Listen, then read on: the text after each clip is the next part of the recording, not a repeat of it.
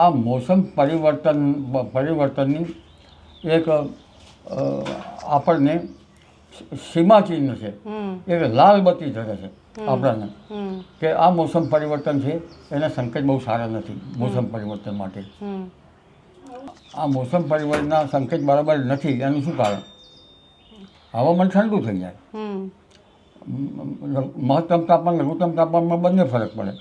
ક્યારેક લઘુત્તમ તાપમાન વધી શકે, મહત્તમ તાપમાન ઘટી શકે તો ગરમી પડવી જોઈએ, પડે નહીં. એટલે આ સંકેતો સારા નથી. ગરમી પડવી જોઈએ. ત્યારબાદ એપ્રિલમાં પણ આવવાની શક્યતા છે. જો એપ્રિલ માસમાં દેશના ઉત્તરીય પર્વતીય પ્રદેશમાં બરફ પડે તો ગંગા જમનાના મેદાનો તપવા જોઈએ, એમાં ઓટ આવે ને.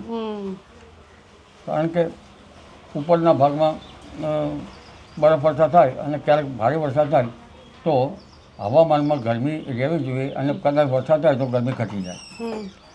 એપ્રિલ અને મેમાં ગરમી રહેવી જોઈએ. આ વખતે એપ્રિલ માસમાં પણ કમોસમી વરસાદ થવાની શક્યતા છે. એટલે ગરમીમાં ઘટાડો એવું થવાની શક્યતા છે. એપ્રિલ માસમાં 26 એપ્રિલ પછી ગરમી વધવાની શક્યતા છે. અને લગભગ 10-11 મેથી 20 મે વચ્ચે પવન, આંધી અને વંટોળ સાથે ક્યાંક વરસાદ થવાની શક્યતા છે. હવે કરા પડશે ધીરે ધીરે.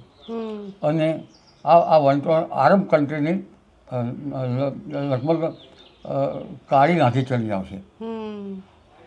અને 17મી મે આસપાસ, એટલે આમ જોવા જઈએ તો એપ્રિલથી જૂનના ગાળામાં બંગાળ ઉપસાગરમાં ચક્રવાતો સર્જાવાની શક્યતા રહે છે. જેમાં 26 એપ્રિલ પછીના વાવાઝોડા માર ફાડે છે. મે મહિનાના 17 મે પછી જે વાવાઝોડા છે તે માર ફાડે છે. અને 17 મે પછી લગભગ અરબ સાગરમાં પણ હલચલ જોવા મળશે. 8મી જૂનથી પવનો બદલાશે દરિયામાં. એટલે મે મહિનાના પાછલા દિવસો અને લગભગ જૂનની શરૂઆતમાં અને 20મી જૂન સુધીમાં અરબ સાગરમાં પણ હલચલના કારણે ક્વચિત ચક્રવાત થઈ શકે.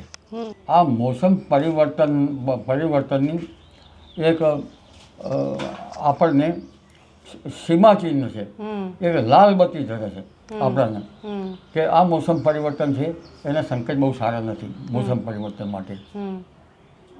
આ મોસમ પરિવર્તનના સંકેત બરાબર નથી. એનું શું કારણ?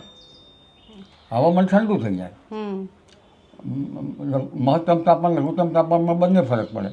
ક્યારેક લઘુત્તમ તાપમાન વધી શકે, મહત્તમ તાપમાન ઘટી શકે તો ગરમી પડવી જોઈએ, પડે નહીં. એટલે આ સંકેતો સારા નથી. ગરમી પડવી જોઈએ. ત્યારબાદ એપ્રિલમાં પણ આવવાની શક્યતા છે. જો એપ્રિલ માસમાં દેશના ઉત્તરીય પર્વતીય પ્રદેશમાં બરફ પડે તો ગંગા જમનાના મેદાનો તપવા જોઈએ, એમાં ઓટ આવે ને. કારણ કે ઉપરના ભાગમાં બરફ વર્ષા થાય અને ક્યારેક ભારે વરસાદ થાય તો હવામાનમાં ગરમી રહેવી જોઈએ, અને કદાચ વરસાદ થાય તો ગરમી ઘટી જાય. એપ્રિલ અને મેમાં ગરમી રહેવી જોઈએ. આ વખતે એપ્રિલ માસમાં પણ કમોસમી વરસાદ થવાની શક્યતા છે. એટલે ગરમીમાં ઘટાડો એવું થવાની શક્યતા છે.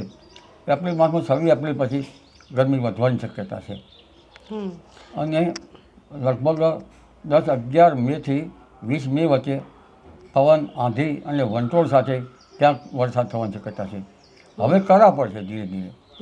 અને આ વંટોળ આરબ કન્ટ્રીની લગભગ કાળી આંધી ચડી આવશે. અને 17મી મે આસપાસ, એટલે આમ જોવા જઈએ તો એપ્રિલથી જૂનના ગાળામાં બંગાળ ઉપસાગરમાં ચક્રવાતો સર્જાવાની શક્યતા રહે છે. જેમાં 26 એપ્રિલ પછીના વાવાઝોડા માર ફાડે છે. મે મહિનાના 17 મે પછી જે વાવાઝોડા છે તે માર ફાડે છે. અને 17 મે પછી લગભગ અરબ સાગરમાં પણ હલચલ જોવા મળશે. 8મી જૂનથી પવનો બદલાશે દરિયામાં. એટલે મે મહિનાના પાછલા દિવસો અને લગભગ જૂનની શરૂઆતમાં અને 20મી જૂન સુધીમાં અરબ સાગરમાં પણ હલચલના કારણે ક્વચિત ચક્રવાત થઈ શકે.